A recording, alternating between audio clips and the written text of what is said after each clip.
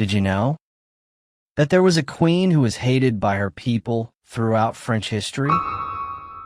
But in fact, she was slandered, and the hatred came from her own people's propaganda, and it wasn't her who said, "Let them eat cake," when told about the poverty of her citizens.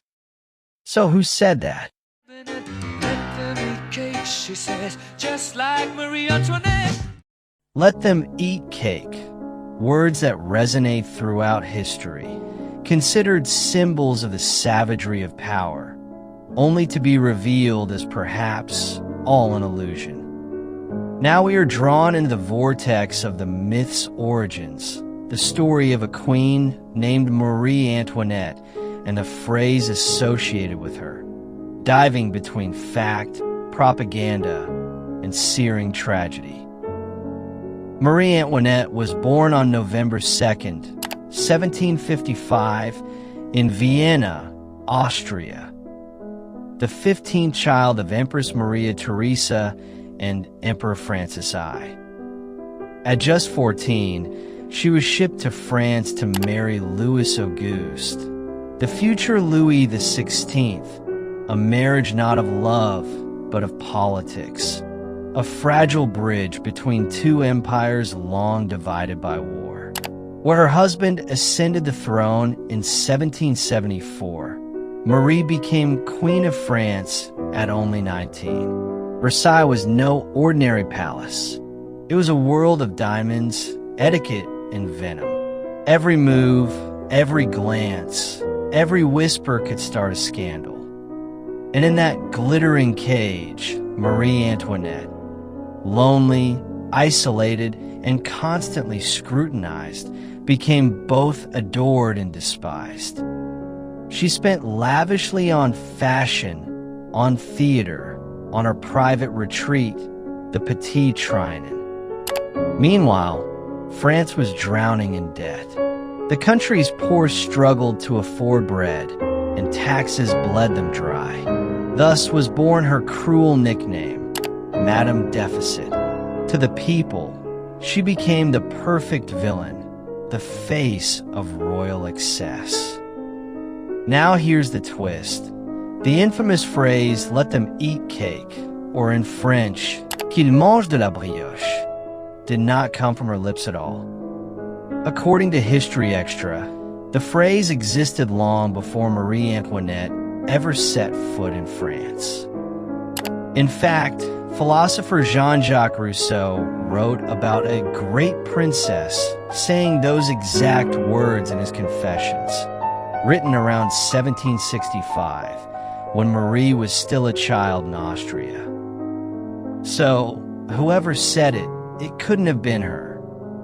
Even Encyclopedia Britannica confirms there is no record that Marie Antoinette ever uttered those words. Instead, the phrase became a weapon of propaganda, a rallying cry for revolutionaries eager to demonize the monarchy. And who better to embody their rage than a young, foreign queen, Austrian by blood, extravagant by rumor, and misunderstood by all. The late 1780s brought catastrophe. Poor harvests drove bread prices through the roof. The people starved, while Versailles still shimmered. Then came the diamond necklace affair, a scandal involving fraud, jewels, and the forged signature of the queen herself. Though innocent, Marie's reputation was ruined beyond repair. By 1789, revolution was boiling. Pamphlets mocked her.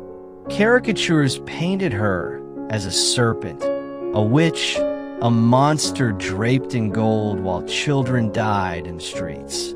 When the mobs finally stormed Versailles, their chants were not just against the king, they were against her. In 1793, after years of imprisonment and humiliation, Marie Antoinette was tried for treason. On October 16th, she was led through Paris on an open cart, wearing a simple white gown. The same crowd that once cheered her coronation now screamed for her blood. Moments later, the guillotine's blade fell, and with it, the age of French monarchy ended. The ultimate irony is Marie Antoinette died for a phrase she never spoke. The words, "let them eat cake," the ultimate symbol of arrogance, have been circulating for decades before her birth. They were recycled lies attached to her name because it made the story work. Revolutionary writers needed a villain, a figurehead of everything rotten about the old regime. And Marie Antoinette, the foreign queen with powdered hair and a foreign accent, was the perfect scapegoat. In truth, she had supported orphanages, donated secretly to the poor, and even urged her husband to adopt modest reforms. But none of that mattered once the narrative took hold. She was no longer a woman. She was an idea, the embodiment of greed, the enemy of the people, a myth to justify revolution. So, what do we learn from this tragedy? That legends can kill, that a single rumor, repeated enough, can destroy an empire. Marie Antoinette didn't die just because France ran out of bread. She died because truth ran out of breath.